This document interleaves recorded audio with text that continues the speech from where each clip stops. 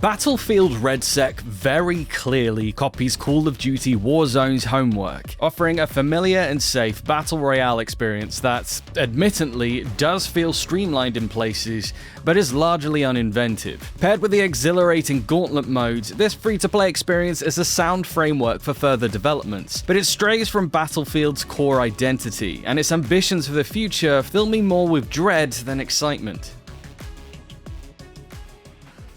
Dropping into the sun-soaked coastal hills of Fort Linden in my first Battlefield Redsec mission, it's immediately apparent which other Battle Royale games is its core inspiration. Scrabbling for guns that I've never used in regular Battlefield 6 multiplayer, shoving armor plates down my vest while getting shot at from any number of abandoned military installations, and trying to make sense of all sorts of tactical jargon objectives to get better loot for the endgame.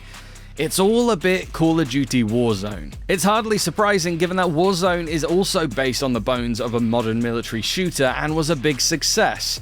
Why wouldn't EA and Battlefield Studios want to use that as a reference for its own modern military battle royale? But Battlefield Redsec arriving late to the party, wearing the same outfit as someone else, and riding the coattails of an old friend means I can't help but feel a little disappointed. The instant familiarity from both Battlefield 6 and Call of Duty Warzone means Redsec is easy to dive into, but it doesn't exactly stand out for its innovations in the battle royale space, especially this late to the game. However, that's not to say Battlefield Redsec is a bad time overall. While Battle Royale is its focus, this free-to-play Battlefield 6 spin-off clearly has ambitions to become much bigger and last for years to come. There's certainly promise, as Redsec at least packs a few flourishes and refinements too, making for a foundation that is undeniably solid, but not necessarily the most exciting if you're after something truly fresh. Battlefield Redsec's Battle Royale mode is, to put it concisely, perfectly adequate. It ticks all the right boxes for a Battle Royale, but it's not especially unique either. After getting my first win from a tense few minutes of riding the inescapable ring with only a pathetic bus shelter for cover, only to be forced to charge the final duo, the celebration I mustered was more a relieved sigh than a victorious cheer. The problem I found with Battlefield Redsec's Battle Royale is that even after just a few matches, I feel like I've seen everything already. It just feels like a streamlined version of Call of Duty Warzone. The mission system offers powerful rewards directly rather than using Warzone's cash approach. Gadgets and killstreak reward-like items such as airstrikes, UAVs, and defibrillators are available as floor loot rather than from buy stations, and everyone gets a free second chance to drop back in after dying, skipping the nerve-shredding one-on-one gulag fight. I certainly prefer this streamlined approach as it keeps things simple, circumventing the money middleman. But it's not exactly exciting innovation. Even when it tries to be different, I'm still not totally convinced by its efforts either. One of the major differences I've noticed in Redsec compared to other Battle Royale games is that its chemical firing is always closing in and lethal right from the start. It's not something I've personally seen before, save for a limited time mode in Apex Legends, and I think there's a reason for that.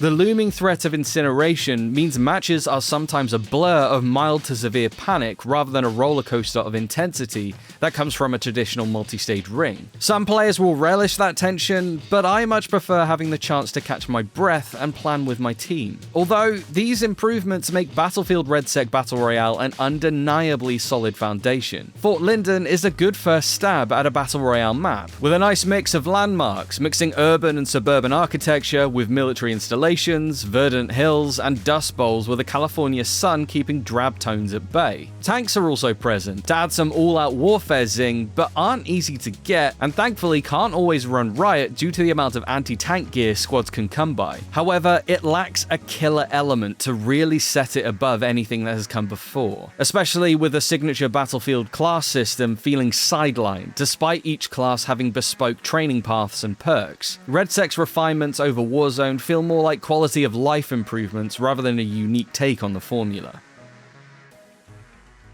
But Redsec doesn't start and end with Battle Royale, as, for now, there's another game mode that has been an unexpected delight. In Gauntlet, 8 4-player squads are pitted against each other in short, chaotic rounds, where playing the objective is all that matters. At the end of each round, the 2 lowest scoring teams are eliminated, with the 4th round being a final showdown between the top 2 teams for ultimate victory. The variety of objectives means your first few matches can be trial by fire, but once you've got the hang of things, Gauntlet is fantastically intense and highly competitive. The scoreboard in the top right corner marking which teams are up for elimination, feeling like a guillotine over the neck of every squad. Whether you're delivering batches of data drives to drones, blowing up MCOMs, or asserting control over a hex grid, making it through any round is an exciting rush, especially if evenly matched teams are jockeying for position right until the last second. Communication and objective play being crucial to success means teamwork is richly rewarded, and every win feels hard-fought and supremely satisfying, particularly with friends. Strangely, that all makes Gauntlet feel the more battlefieldy of the 2 Redsec modes, despite also butchering some of the franchise's hallmarks, arguably more so than Battle Royale. While the class system is the same as in regular multiplayer, my friends and I quickly figured out that the constant rushing around for objectives, long respawn times, and points for revives means that the support class was preferable in every round, making the other 3 classes almost redundant. We typically run 4 supports, only occasionally swapping one for an engineer if an IFV was proving especially troublesome. This isn't to say recon and assault are useless, but simply being able to revive and heal quickly and coordinate well meant we could easily make up for the lack of class variety. Furthermore, the relatively small maps made from Fort Linden's point of interest heavily favor chaotic infantry combat, with the signature combined arms warfare of Battlefield, one of my favorite aspects of the franchise, being lost. IFVs make appearances in the early rounds and can be disruptive, serving as a neutral Halo-style power weapon for any team to grab, but the tight focus on objectives means vehicles are almost exclusively for getting around. It'd be nice to get some vehicle-oriented rounds get added to mix things up from the constant foot slogging and make the most of Battlefield 6's sandbox.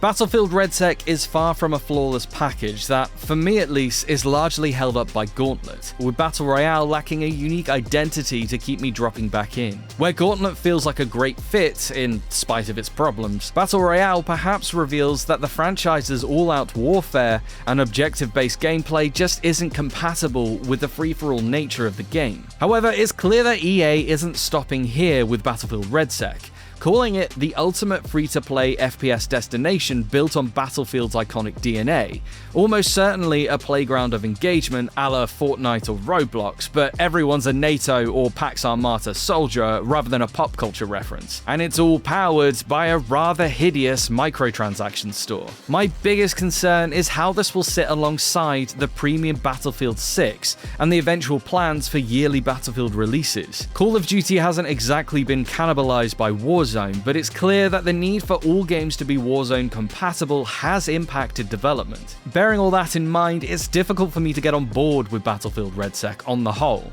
but after its first week or so, it remains a smooth and competitive experience in its own right that will be sticking around for the long run, whether you like it or not. We give Battlefield Redsec 3 stars out of 5. So, will you be jumping into Battlefield Redsec? Are you a Battle Royale fan, or will this simply pass you by? Let us know, and stick with GamesRadar for the latest on the greatest games.